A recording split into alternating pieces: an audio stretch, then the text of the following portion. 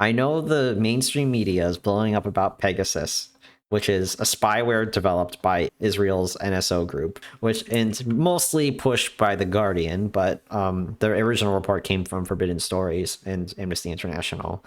They realize if they find a way to attack an iPhone, which is actually, this is difficult. This is really difficult stuff. Now it works against basically every iPhone. And who has iPhones? All the rich people, right? All the important people, all the lawmakers, all the guys who are in there. So they've made a business on basically attacking the iPhone and selling it to every 2-bit thug who runs a police department in the world. Someone uploaded onto GitHub like, oh, you can run this Python script and check to see if your iPhone backups were affected or your Android phone was affected or not. And then I'm just looking at this and it's like, all right, let's be realistic here. Is the NSO group targeting people with their special malware? Yes. Would they be targeting you and me with special malware? No. Like, this is a case of where it's important for people to threat model and understand who your threat is, because all of the people that NSO group targeted out of the lists of hundreds of people were all people of extreme importance. Just because they ended up in a list doesn't mean they were, and they did. If you're a journalist who talks about sports, odds are NSO group could care less about you. But if you're a journalist talking about politics, okay, now we're getting into the territory of maybe you should look into doing the Python scan. But it is a thing we should care about, like nations exporting spyware and using it against people they don't like. It is something that we should pay attention to, and I don't want to downplay that.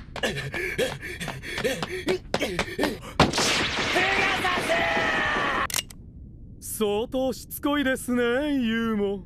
賞金を渡してもらうぜ。出なきゃここで今すぐ命をもらう。すでにデュエリストとしてのマインドを失ったようです。ほざいてんじゃねえ。賞金はどこだ。雑魚は消えなさい。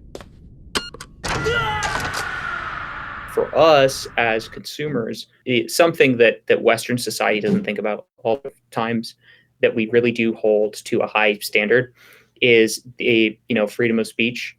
And when you start censoring journalism, you're censoring, even the ability to entertain a conversation about a dissenting opinion. And that's what really makes people uncomfortable with attacks that target journalists. And historically, that's kind of been from an international perspective. Journalists are very often put in a privileged position. So, during riots and things like that, you'll have journalists that are sitting there, with police doing things in the background that are horrible. And basically, they don't get touched because, reporters are put in a privileged position, and that it should be a privileged position. They basically should be, they're the cameraman. And when you start pushing out the cameraman, that's when countries start to get really bad. It's an important thing for us to become enraged at countries that are trying to target news media, because news media should be held to a higher standard. That should be off limits.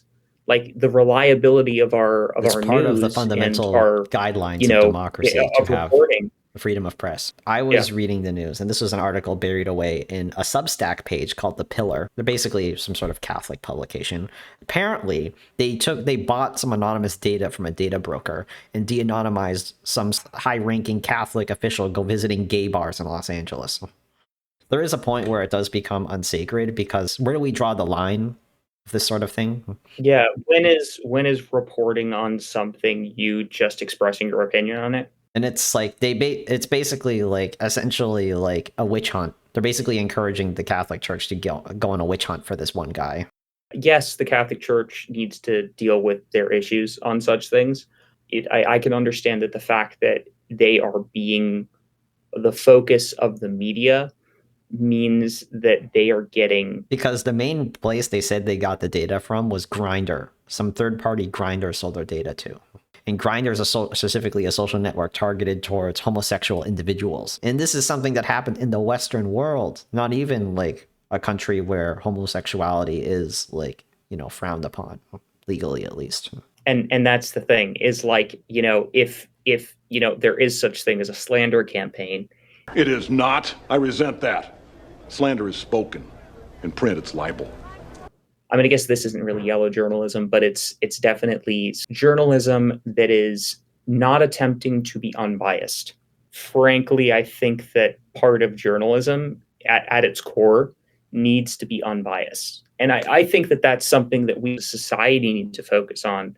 Our journalism needs to be there to be the camera, not there to be the voice. And it's like, yes, you know, reveal what it is that you will about the world, but don't tell us how it is that we should be reacting. I mean, I can't believe that closing the money hole is even on the table. Why are you pushing this pro-hole agenda? Is the money hole lobby paying you? The section of journalism that talks about opinions used to be relegated to the op-ed pieces, not to the talking heads. The talking heads talked about what was actually happening, and then an entirely separate segment was the op-eds, which was people commenting on it, and they were separate. And frankly, they need to be separate. What is happening and opinions and people's opinions on what is happening are two different things. Yeah, just go on Twitter. You'll see it. Everyone, yeah. But at least we are upfront about the fact that we are disembodied voices, you know? Yeah, we're disembodied voices, and frankly, we're just talking about our opinions and stuff. Right. And we acknowledge that. We are not... Maybe we should change our name to the Rise and Fall of Tech Opinions.